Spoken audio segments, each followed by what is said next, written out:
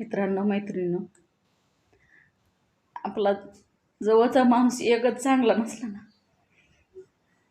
तर दुसरे तर जाऊ द्या जो आपली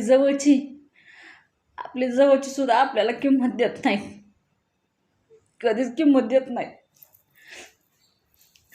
काय तर माझा नवरा गरीब आहे, माझा नवरा दारू पितो, माझा नवरा मला नीट बघत नाही, लेकरांना नीट बघत नाही. म्हणून तुम्हाला माहिती आहे का, माझ्या भावाने काल मला मारलंय.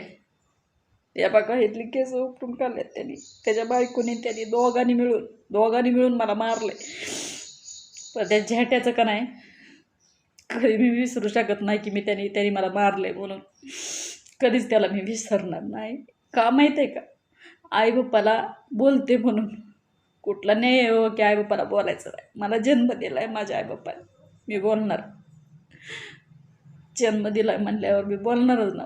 ज्या दिवशी माझे आईबाप मरतात त्या दिवशी मी त्यांच्या दारात कधीच जाणार नाही. त्यांच्या जवळ आहे तिथवर तर मी जाणार ना.